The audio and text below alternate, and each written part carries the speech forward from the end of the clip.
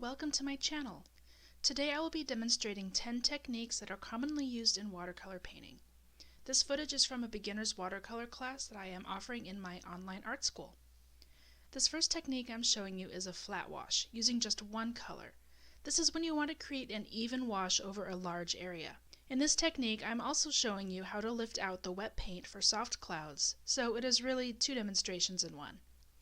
The important thing for this technique is to mix your color ahead of time and to make enough to cover the surface.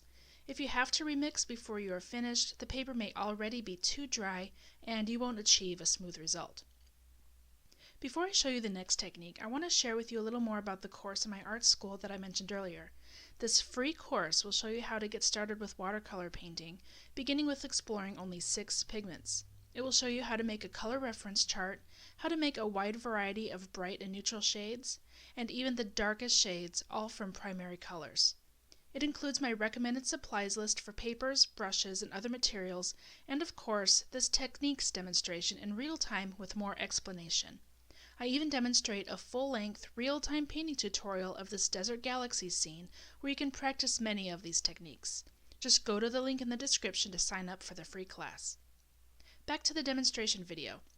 Here I am creating a graded wash, going from dark to light, or more accurately from heavier pigment application to a more watery application of the same color.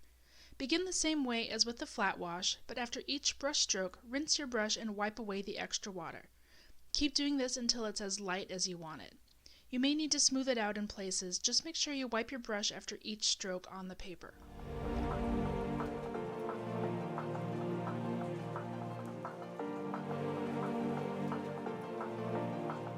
Next is a color shift, which is similar to a flat wash, except you'll be going from one color to another. Begin with one color on the top, then where you want the other color to meet, add plain water.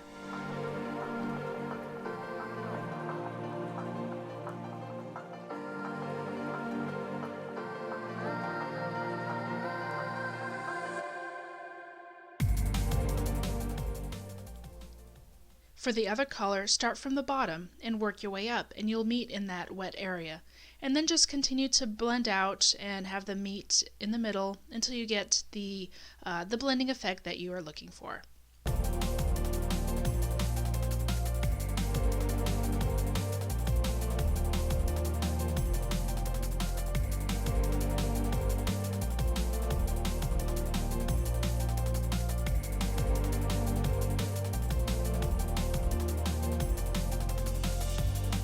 Wet and wet is an essential technique to master in watercolors. First, get the entire area wet that you want to add color to, and get it as uniformly wet as possible. Make sure you don't have puddles, or the paint will want to settle in the puddle and not blend outwards. I'm using a warm red and warm yellow in this example to show you how they mix and blend together. Wet on dry is how you build layers. It is a great way to add more depth to your paintings, especially to deepen colors or change the tone. This is called glazing. You just need to make sure the bottom layer of paint is completely dry first. You can see how I am changing the tone by using blue on top of the hill shape and yellow below. Using salt is a really fun technique to try. If you have trouble getting the salt effect right, it's likely that you are adding it to paper that is either too wet or too dry. You need to make sure to sprinkle it when the paper still has a wet-looking sheen to it. After you're done, wait for it to dry completely, then use your fingertips or the edge of a credit card to remove the crystals. Water drops are another fun effect and gives paintings an expressive or abstract look to it. I often like to make an abstract background and a detailed subject, like if I am painting a realistic flower and want the background to be interesting without taking all the attention. I also use this technique along with salt in my free watercolor class when painting the desert galaxy. For this effect, you can use a water dropper or flick your wet brush like I'm doing. Masking fluid can be a really helpful technique when you want to preserve the white of the paper. I like to use Winsor & Newton brand masking fluid. Just make sure it isn't permanent masking fluid because you want to be able to remove it when dry to reveal the white of the paper. In this demonstration, I previously applied the masking fluid to dry paper and let it dry completely before adding the paint.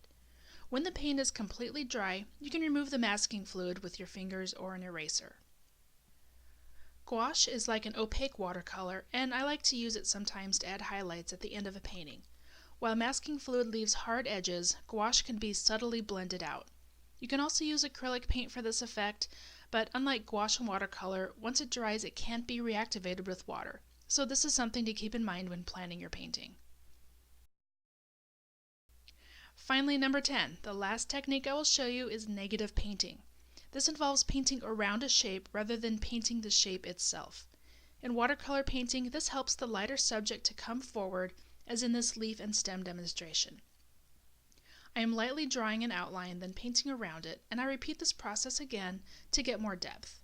You can keep glazing the negative spaces until you achieve the contrast you want.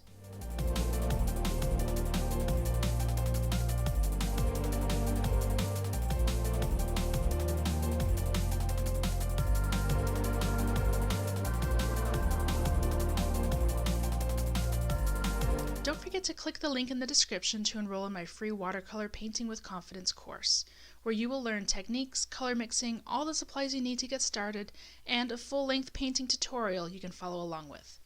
Make sure you subscribe to my channel for more videos, click the notification bell, and please leave a comment to let me know what your favorite watercolor techniques are. Thank you for watching. See you next time.